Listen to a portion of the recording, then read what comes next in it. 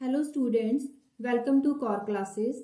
Students, आज की video में हम करने जा रहे हैं BCHCT 131। इसका यूनिट नंबर 4 हमने स्टार्ट किया था हाइड्रोजन एटम। इसी वीडियो को हम आगे लेके चल रहे हैं। Topic is angular dependence of the wave function and shapes of orbital.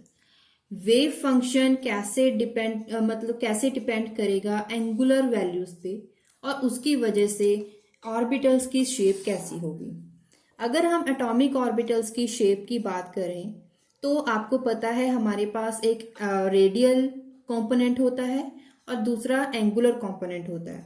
क्योंकि एंगुलर डिपेंडेंस की बात कर रहे हैं तो जो एटॉमिक ऑर्बिटल होगा वो एंगुलर कंपोनेंट पे डिपेंड करता है, that is theta and phi.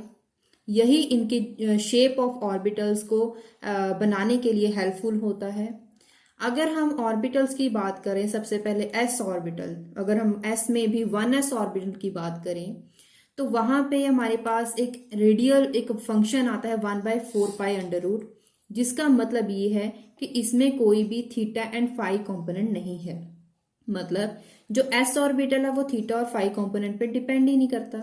अगर डिपेंड नहीं करता है तो इसका मतलब चाहे एक्स डायरेक्शन हो, चाहे वाई कोऑर्डिनेट हो, चाहे जेड कोऑर्डिनेट हो, तीनों कोऑर्डिनेट्स में जो वैल्यू रहेगी वो थीटा और फाई पे डिपेंड ना करते हुए तीनों एक्सिस में, तीनों कोऑर्डिनेट्स में वो सिमेट्रिकल रहेगी।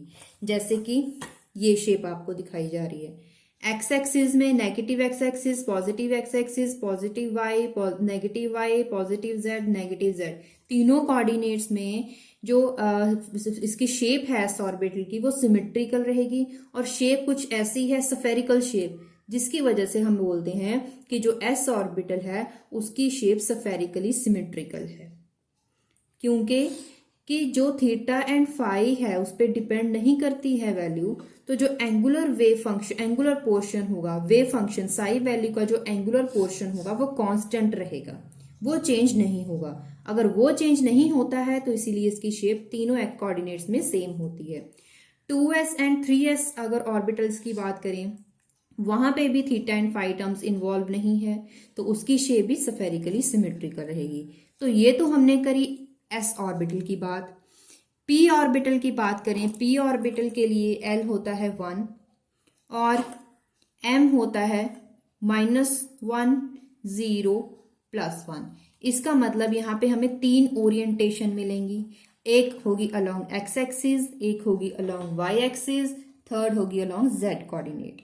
अगर जेड की बात करें तो जेड कोऑर्डिनेट जैसे कि 2p z ऑर्बिटल, वहां पे एंगुलर पार्ट की वैल्यू आपने देखी होगी 3/4π½ cos थीटा। ये वैल्यूज आपको याद रखने की जरूरत नहीं है, ये सिर्फ और सिर्फ शेप समझाने के लिए है ये है। और अगर इसमें पाई, अगर आप इसमें एंगुलर पार्ट की बात करें, एंगुलर कंपोनेंट में है सिर्फ और सिर्फ cos थीटा। ये cos थीटा है। अगर आपको एक कंपोनेंट या एक इक्वेशन याद होगी जिसमें हम एक्स वाई जेड कोऑर्डिनेट्स की वैल्यू निकालते हैं, जिसमें जेड जो था वो r cos थीटा है। इसमें ये है radial component, this is angular component. तो ये जो cos थीटा है इसका मतलब ये है कि जो ऑर्बिटल होगा it would be directed along Z coordinate.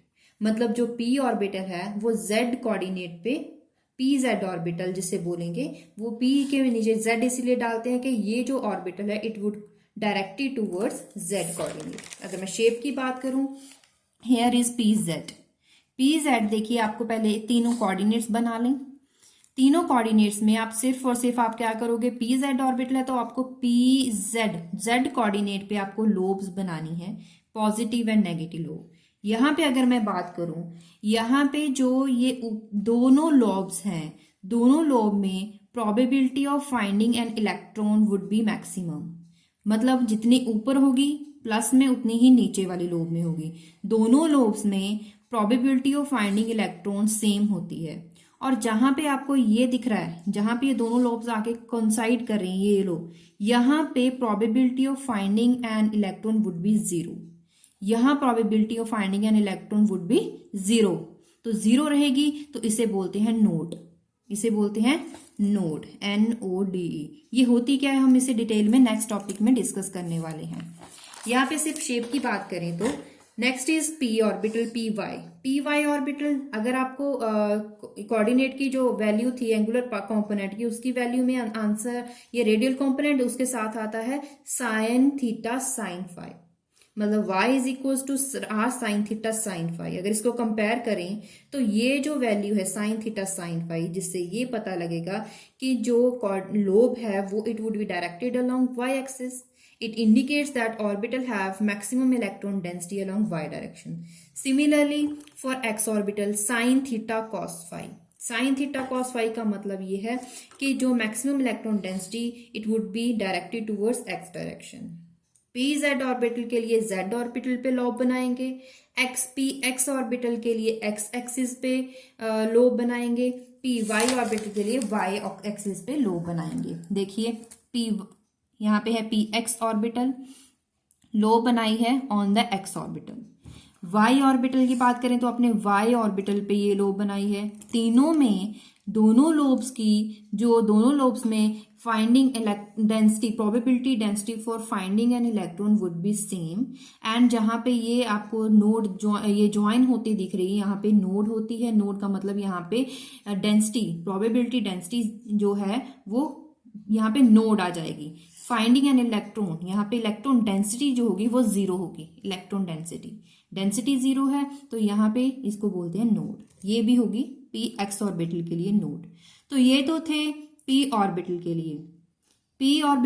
अभी हम डी ऑर्बिटल के लिए अगर बात करें, मैं आपको बना के दिखा रही हूँ. अगर डी ऑर्बिटल की बात करें तो डी ऑर्बिटल के लिए एल होता है 2, एम होता है -2, -1, 0, +1, +2.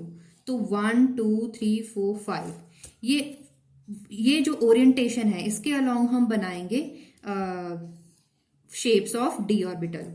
फर्स्ट हम करते हैं डी एक्स वाई ऑर्बिटल. तो डी एक्स वाई ऑर्बिटल के लिए आपको क्या करना है, सबसे पहले आपको जो एक लोब बनानी होगी वो बनानी होगी between X and Y plane के बीच में. This is X coordinate, this is X coordinate, this is Y coordinate. तो यहाँ पे इसके बीच बनाते हुए एक्स एंड वाई, और यहाँ पे एक्स एंड वाई कौन सा है, ये एक्स है, ये वाई है. तो आपको दूसरी लोब यहाँ पे बनानी है. This is in X Y plane. एक लोब तो ये होगी. दूसरी लोब आपको बनानी है जो इस लोब को इंटरसेक्ट करती होगी. दूसरी लोब कौन सी, जो इस लोब को इंटरसेक्ट करती होगी. This is the lobe which intersect the lobe present in xy plane. So this is the shape for dxy orbital. अब हम बात करेंगे dyz ऑर्बिटल के लिए. सिमिलरली वैसे ही एक्सिस बना लें.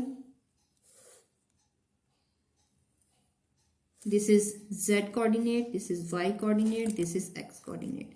अब हमें क्या करना है, सबसे पहली जो लोब होगी वो होनी चाहिए between y and z orbital, y and z plane.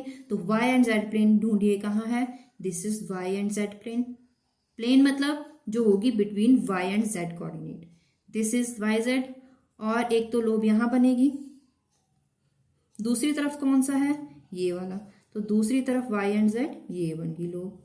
एक लोब तो हो गई. अब दूसरी लोब जो इसे इंटरसेक्ट करती होगी. This is D Y Z orbital. अब हम बनाएंगे डी एक्स जेड ऑर्बिटल. वैसे ही आप बनाओ, X axis, Y axis and Z axis.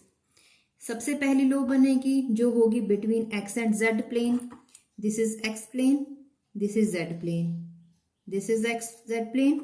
तो एक लोब यहां पे बनेगी, दूसरी लोब यहां पे बनेगी. X Z plane, X Z plane. चलो ये तो हो गया. अब नेक्स्ट जो लोब बनाएंगे वो बनाएंगे जो इस लोब को इंटरसेक्ट करती हो.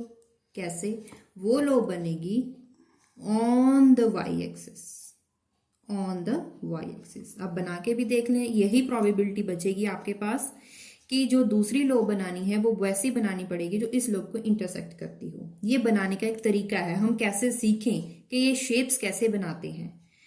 तो अब आती है बारी D X square minus Y square. It is very easy. ये तो बहुत ही इजी है. जस्ट आपको एक्सिस बनाने हैं X Y and Z. X square minus Y square है तो आपको एक लोब बनानी है एक्स पे, दूसरी बनानी है वाई पे, बस। It is very easy. Next is D Z square. अब जहां पे डी जेड स्क्वायर है यहाँ पे दोनों ही लोब जेड एक्सिस पे बनेंगी, जिसके लिए मैं सिर्फ और सिर्फ जेड एक्सिस बना रही हूं। यहां पे एक तो मैंने बना दी जेड एक्सिस पे, दूसरी भी जेड एक्सिस पे कोइंसाइड बनेगी। तो दूसरी लोब जो एक कंडेंस बनेगी, क्योंकि दूसरी लोब भी इसी पे बनानी है ताकि हमें डिफ्रेंशिएट कर सकें इजीली। तो इसीलिए हम क्या बनाएंगे, दूसरी जो लोब होगी it would be condensed on the Z axis. तो हम इस तरह से दूसरी लोब बना देंगे। इसका मतलब है यहाँ पे एक ही एक्सिस पे दो लोब्स बनी हुई हैं। This is D Z square orbital. तो हमने पांचों शेप्स बनानी सीखी। तो इसकी जो शेप है इसे डोनट शेप भी बोलते हैं, डोनट शेप। और हाँ, हमने बनानी सीखी पांचों डी ऑर्बिटल्स की शेप, क्योंकि पी ऑर्बिटल्स की शेप और एस ऑर्बिटल की शेप तो इजी है, लेकिन डी एक्स वाई जहां पे आ गया वहां पे प्लेन की बात हो जाती है। कैसे बनाएं, ये एक ट्रिक है कि आपको एक तो उसी प्लेन में बनानी है जो दिया गया है, दूसरी उसे इंटरसेक्ट करती हुई लोब बनानी है। Very easy. अब हम बात करते हैं squaring of the total wave function. Squaring का मतलब वेव फंक्शन जहां पे साई है तो इसका स्क्वायर क्या हो जाएगा, साई स्क्वायर। एक्चुअली जो वैल्यू साई में नेगेटिव होंगी वो भी यहां पे आके पॉजिटिव हो जाएंगी। तो पी ऑर्बिटल्स, अच्छा एस ऑर्बिटल की अगर बात करें, आपको पता है कि वो तीनों एक्सिस में सिमेट्रिकल है, तो वहां पे अगर उसका स्क्वायर भी करेंगे तो उसका कोई चेंज नहीं आएगा, वैसे ही स्फेरिकली सिमेट्री ऑर्बिटल वहां पे बनेंगे। पी ऑर्बिटल्स की अगर बात करें तो आपको पता है कि वहां पे जो लोब्स आपको दिखाऊं, मैं अगर दोबारा दिखाऊं तो यहाँ पे जो लोब्स हैं इसकी शेप आप देख सकते हैं, और एक पे पॉजिटिव एक पे नेगेटिव साइन बनाया गया है। अब ये जो साइन है, जब ये नेगेटिव साइन है, अगर इसका वेव का स्क्वायर करेंगे तो ये साइन भी पॉजिटिव हो जाएगा, तो उसकी शेप थोड़ी सी चेंज हो जाती है, इलोंगेटेड लोब्स बनती हैं। लोब थोड़ी सी इलोंगेटेड हो जाएंगी, थोड़ी सी लंबी हो जाएंगी, और जितनी भी नेगेटिव लोब्स होंगी वो भी पॉजिटिव में चेंज हो जाएंगी। Similarly P Y orbital, similar for P Z orbital. ऐसे ही डी ऑर्बिटल्स की अगर बात करें, डी ऑर्बिटल्स में भी अगर स्क्वायर करेंगे तो जितने भी पॉजिटिव नेगेटिव साइन होंगे वो सभी पॉजिटिव में चेंज हो जाएंगे। Next topic is radial and angular nodes for and their significance. मतलब रेडियल एंड एंगुलर नोड्स बताने होंगे और उसका सिग्निफिकेंस क्या है। सबसे पहले अगर बात करें नोड्स की, तो नोड्स क्या होते हैं, मैंने अभी आपको बताया था। The shape of orbital describe that many areas, ऐसे बहुत सारे एरिया हैं जहां पे डेंसिटी, इलेक्ट्रॉन डेंसिटी 0 हो जाए, उसे बोलते हैं नोड्स। कहाँ थी, जहां पे दोनों जो लोब्स थी वो इंटरसेक्ट कर रही थी, ज्वाइन कर रही थी, कोइंसाइड कर रही थी, वहां पे हम उसे बोल रहे थे कि वहां पे इलेक्ट्रॉन डेंसिटी 0 है, जिसे हमने नोड बोला था। अगर मैं आपको यहाँ पे दिखाऊं दोबारा से पी ऑर्बिटल, यहाँ पे जो इलेक्ट्रॉन डेंसिटी वो 0 होगी और दोनों तरफ सेम होगी, बट यहाँ पे 0 होगी, इसीलिए यहाँ पे हमने बोला कि यहाँ पे नोड है। तो shape of orbital describe that many areas having 0 electron density known as nodes. Nodes can be radial और एंगुलर, दोनों हो सकती हैं। कैसे, the two radial node where psi equals to 0, जैसे कि 3s ऑर्बिटल दिखाएं। एक ये आपके लिए बनी है शेप, एक ऑर्बिटल। दूसरा ये कैसे बनाई है, अगर मैं आपको बताऊं कि एक यहाँ पे सपोज कीजिए this is 1s orbital, this is 1s orbital. जो दूसरा है ये जो होगा, ये ऑर्बिटल जो कोइंसाइड हो रहा है ये बनेगा, इसे बोलेंगे 2s ऑर्बिटल। यहां पे जो आपको एम्प्टी स्पेस दिख रही है दोनों ऑर्बिटल्स में, this is known as node, इसे बोलते हैं नोड। अब यही आपके पास यहाँ पे दिखाया गया है रेडियल नोड। ये जो साइन दिखाया गया है, लाइंस दिखाई गई हैं, radial node, these are known as radial node. Similarly इस लोब के लिए क्या होगी, ये वाली होगी नोडल रेडियल नोड, और इस लोब के लिए ये वाली होगी रेडियल नोड। क्यों? क्योंकि यहां पे भी जो एरिया है, यहां पे जो साई वैल्यू है वो होगी 0। साई मतलब इलेक्ट्रॉन डेंसिटी, कितनी इलेक्ट्रॉन डेंसिटी है, ऐसी कितनी प्रोबेबिलिटी है कि जो इलेक्ट्रॉन मैक्सिमम हमें मिल सके, कि जहां पे इलेक्ट्रॉन डेंसिटी सबसे मैक्सिमम है उसे बोलते हैं फेव फंक्शन। अगर वहां पे इलेक्ट्रॉन डेंसिटी किसी एरिया में बहुत 0 है, 0 का मतलब वहां पे इलेक्ट्रॉन्स ही प्रेजेंट नहीं है, तो उस खाली जगह को, वो जगह खाली होगी तो उसे बोलेंगे नोड्स। ठीक है। अब अगर ग्राफ बना के दिखाऊं तो ग्राफिकली आप समझेंगे कि 3s ऑर्बिटल के लिए एक आपको दिखाई गई है ये पॉइंट, यहां पे साइज 0 है, और ये भी देखिए 0 एक्सिस पे है, तो इसका मतलब ये जो वैल्यू होगी वो भी साइज 0 होगी। तो यहां पे आपको 2 नोड्स दिखाई गई हैं 3s ऑर्बिटल के लिए। जैसे यहां पे 1 और 2 दो नोड्स दिखाई गई हैं, यहां पे भी आपको ग्राफिकली आप अगर दिखें तो आपके पास 2 नोड्स ऐसी दिख रही हैं जहां पे साई की वैल्यू 0 है। इसका मतलब 3s ऑर्बिटल के लिए जो नोड्स होंगी वो कितनी होगी 2। ऐसे ही 4s ऑर्बिटल के लिए कितनी होगी 3, 5s ऑर्बिटल के कितनी होगी 4, एक कम होगी। ग्राफिकली भी आप इसे देख सकते हैं। Question is what are radial nodes? A radial node has a spherical surface with 0 probability of finding an electron in that area, जहां पे psi value 0 हो, which is known as radial node। आपको ग्राफिकली बना के दिखाएं 1s orbital, this is 1s orbital.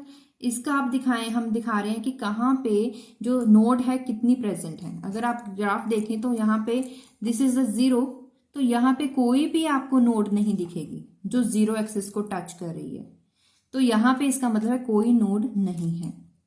अगर इसमें दिखाएं तो ये जो कर्व है 0 को टच कर रही है, अप्रोक्सीमेटली यहाँ पे 0 को टच करेगी, इसीलिए यहाँ पे सिर्फ एक नोड दिखाई दे रही है। 3s ऑर्बिटल के लिए हमने देखा है 1 और 2 ऑर्बिटल।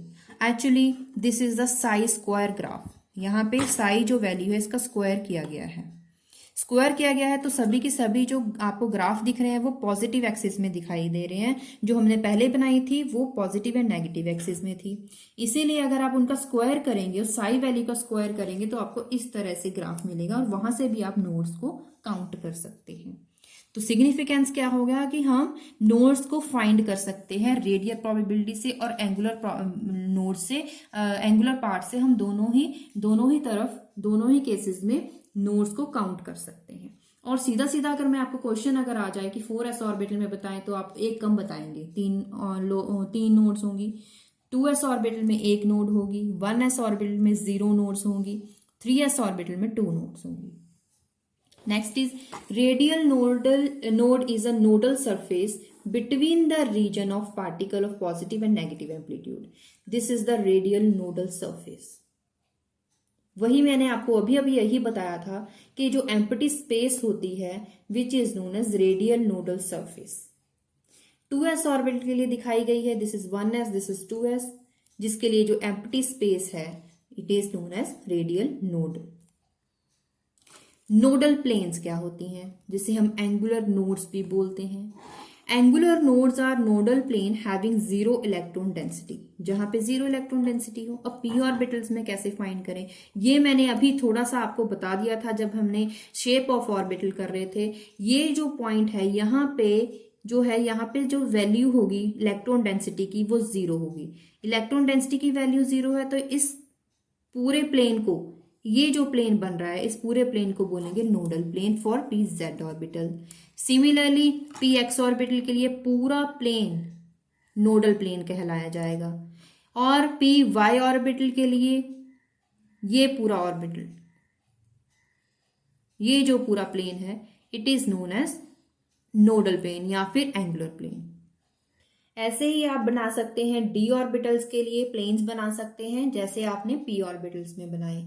तो वैसे ही आप पांचों ऑर्बिटल्स जो हैं d ऑर्बिटल्स के, वहां भी आप नोडल प्लेन बना सकते हैं। अगर आपको उसमें भी प्रॉब्लम फेस हो रही है जैसे कि p ऑर्बिटल्स के लिए, जैसे p ऑर्बिटल्स में बनाए सिमिलरली वैसे ही उसमें बनाएंगे, लेकिन अगर आपको प्रॉब्लम है तो मैं आपको दोबारा से उस सोल्यूशन में प्लेन्स बना के दिखा सकती हूँ कि कैसे नोडल प्लेन बनाए जाएंगे d ऑर्बिटल्स में। अब नेक्स्ट बात करते हैं डिस्कवरी ऑफ स्पिन।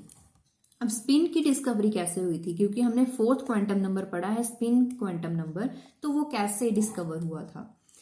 जब एटॉमिक स्पेक्ट्रा की बात चल रही थी of hydrogen, atomic spectra of hydrogen, जब जीमन इफेक्ट की अगर बात करें, वो क्या था कि अगर हाइड्रोजन स्पेक्ट्रा की बात करनी हो under the influence of magnetic field which is known as Zeeman effect, उस टाइम फाइन लाइंस अपीयर हुई थी, लेकिन उन फाइन लाइंस को सिर्फ और सिर्फ पहले 3 क्वांटम नंबर्स के साथ एक्सप्लेन करना मुश्किल था। तो इसलिए ये समझा कि अगर ये एक और बिहेवियर जो हमें दिख रहा है, इसका मतलब ये होगा कि इस इलेक्ट्रॉन में एक ऐसा और एक प्रॉपर्टी है जिसकी वजह से हमें इसकी ऐसी ओरिएंटेशन दिख रही है।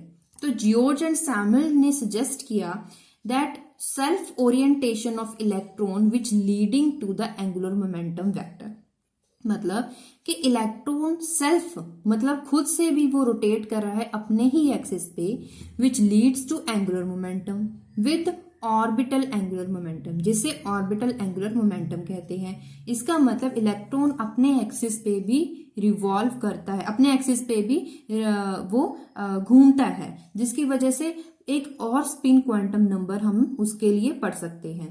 तो magnetic moment mu of an electron caused by it's intrinsic property, मतलब जो हम मैग्नेटिक मूवमेंट जो पढ़ेंगे वो मैग्नेटिक मूवमेंट बिहेवियर जो दिखा रहा है, इसका मतलब उसके उस इलेक्ट्रॉन के अंदर कुछ ऐसी प्रॉपर्टी है। वो कौन सी प्रॉपर्टी थी? Spin property.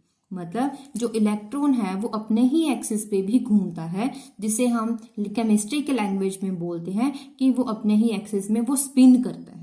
वो जो इलेक्ट्रॉन है वो स्पिन करता है। अब जो इलेक्ट्रॉन स्पिन करता है, it would generate the magnetic field, and अगर ये मैग्नेटिक फील्ड जनरेट करता है तो इसका मतलब इलेक्ट्रॉन बिहेव करेगा जैसे कि वो मैग्नेट हो।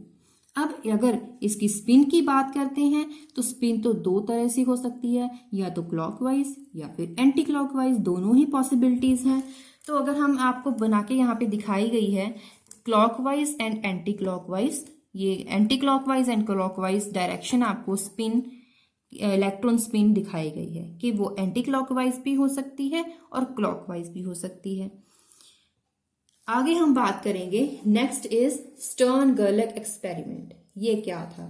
स्टर्न गर्लक एक्सपेरिमेंट ने परफॉर्म किया एक एक्सपेरिमेंट जिसने एक सिल्वर एटम्स लिए, उन्होंने एक सिल्वर एटम्स लिए इन द ओवन।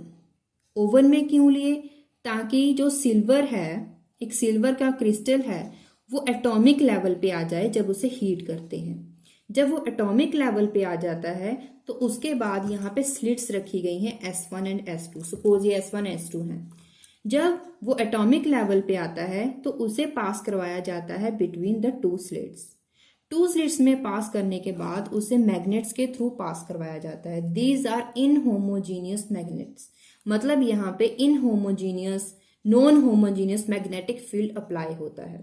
अब नॉन होमोजीनियस अप्लाई करने का यहाँ पे क्या मतलब है?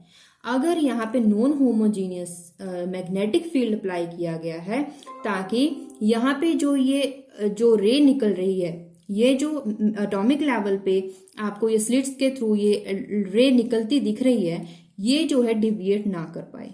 अगर ऐसा इनहोमोजीनियस मैग्नेटिक फील्ड अप्लाई ना किया गया होता तो यहाँ पे ये डिविएट कर सकता था थ्रू एनी एंगल, तो हमें ये एक्सपेरिमेंट का रिजल्ट नहीं मिलना था। इसीलिए रिजल्ट पाने के लिए यहाँ पे नॉन होमोजीनियस मैग्नेटिक फील्ड रखे गए थे। उसके बाद रिजल्ट में आपको क्या दिखा? यहाँ पे एक स्क्रीन लगाई गई है, यहाँ पे आपको आपको यहाँ पे दिख रहे हैं। यहाँ पे दोनों जो रेज हैं आपको एक अपवर्ड है, एक डाउनवर्ड है, 2 पॉइंट्स में मिल रही हैं। एक ही पॉइंट पे कंसंट्रेट करने की बजाय 2 पॉइंट्स मिल रहे हैं। जिसको बोला स्पिन अप मूव एटम्स, दूसरे को बोला स्पिन डाउन मूवमेंट। जो अपवर्ड थी उसे बोला स्पिन अप मूवमेंट, दूसरे को बोला स्पिन डाउन मूवमेंट। जिससे ये शो हुआ कि जो इसकी इलेक्ट्रॉन की स्पिन है, यहाँ पे एटम्स में इलेक्ट्रॉन की स्पिन है वो 2 हो सकती हैं। अब बात करते हैं पॉइंट्स पे। Stern and Gerlach performed experiment in which they directed a beam of silver atom from a hot oven through a region of non-uniform magnetic field. On detection of these atoms using photographical plate, जिसे हमने screen बोला, ये find किया गया कि beam of silver atom ये separate हो गई थी 2 पार्ट्स में। 2 स्पॉट्स मिले instead of single point. Single point की बजाय हमें 2 स्पॉट्स मिले। Separation of beam into 2 parts indicate that 2 possible orientation, कि मैग्नेटिक मोमेंट की 2 ओरिएंटेशन हो सकती हैं। बट एंगुलर मोमेंटम में अगर बात करें, एंगुलर मोमेंटम ऑफ इलेक्ट्रॉन जो सिल्वर एटम लिया उसका जो एंगुलर मोमेंटम था वो तो 0 था, क्योंकि उसके लिए F5S की अगर बात करें 5s1 तो s के लिए तो L 0 होता है, एंगुलर मोमेंटम तो 0 होता है सिल्वर एटम के लिए भी। Therefore, observation of both the electron has an intrinsic angular momentum, जो अभी अभी बताया गया था जहां पे डिस्कवरी की बात करी थी कि जो एंगुलर मोमेंटम कोई इंट्रिंसिक प्रॉपर्टी ऐसी है उस एटम में जिसकी वजह से which is independent of the angular momentum could be explained if electron has electron spin। तभी एक्सप्लेन किया जाएगा अगर एक और प्रॉपर्टी हम उसके बारे में पढ़ें, वो है spin property which led to the origin of spin quantum number. तो इन्हीं एक्सपेरिमेंट्स की वजह से एक स्पिन क्वांटम नंबर को पढ़ना पॉसिबल हुआ था। Next is spin quantum number. थोड़ा इसे अगर अब डिस्कवर तो हो गया, अब इसे डिफाइन कैसे करें। इसकी वैल्यू हाफ होती है। क्यों? क्योंकि ये पूरा एक ही डायरेक्शन में नहीं घूमता है। स्पिन 2 डायरेक्शन में, एंटी क्लॉकवाइज और क्लॉकवाइज थी, हाफ हाफ थी। ये आपको यही डायग्राम के थ्रू समझाया गया है। Magnitude of spin which is given by s into S root h।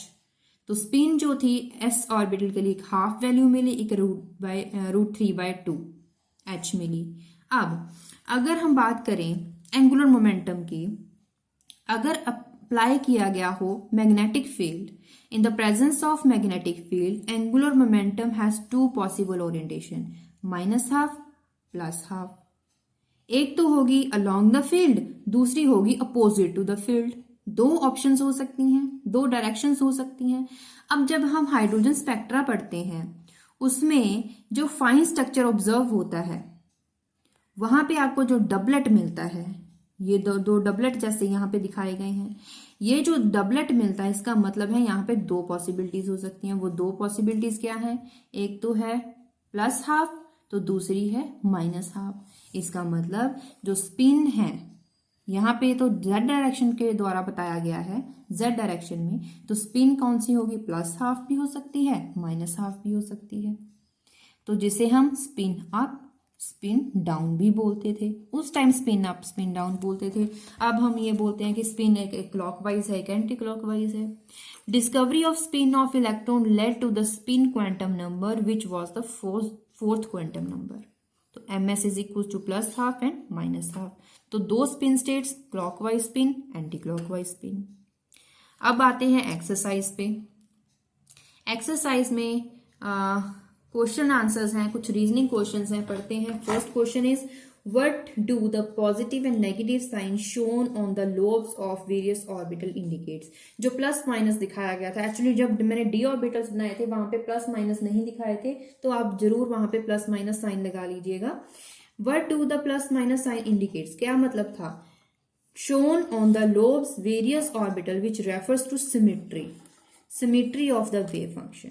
क्योंकि जहां पे अपन साई की बात करते हैं वहां पे पॉजिटिव नेगेटिव साइन लगाते हैं, जहां पे हम स्क्वायर ऑफ वेव फंक्शन की बात करते हैं वहां पे सिर्फ और सिर्फ साइन की बात वहां पे खत्म हो जाती है।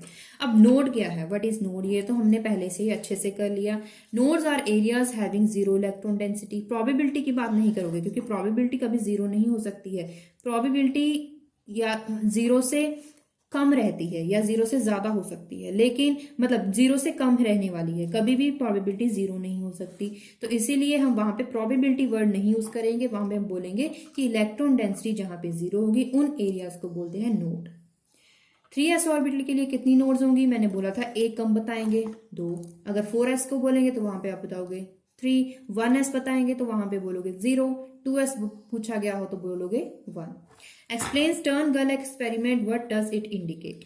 तो ये तो हमने पूरे का पूरा एक्सपेरिमेंट ही एक्सप्लेन कर दिया है। इस क्वेश्चन में आप पूरा का पूरा एक्सपेरिमेंट परफॉर्म करवाएंगे, मतलब कि उसके बारे में क्या डायग्राम बनाएंगे, फिर क्या किया गया था, कौन से जो एक सेपरेट जो एपरेटस वहां पे लगाया गया था उनका सिग्निफिकेंस क्या था, और वहां से हमें इंडिकेशन क्या मिली, क्या हमें वहां से रिजल्ट मिला, वहां से ही डिस्कवर हुआ था स्पिन क्वांटम नंबर।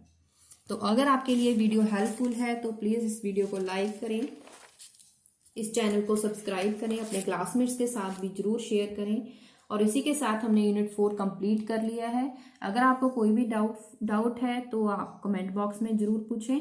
जल्दी से जल्दी हम कोशिश करेंगे कि इसका नेक्स्ट चैप्टर भी जल्द ही अपलोड कर दें। बस आप हमारे साथ बने रहेंगे और कमेंट बॉक्स में लिखते जाएं कि आपको कौन सी वीडियो जल्दी चाहिए, तो वैसे ही हम कंसीडर करते जाएंगे। Thank you for watching.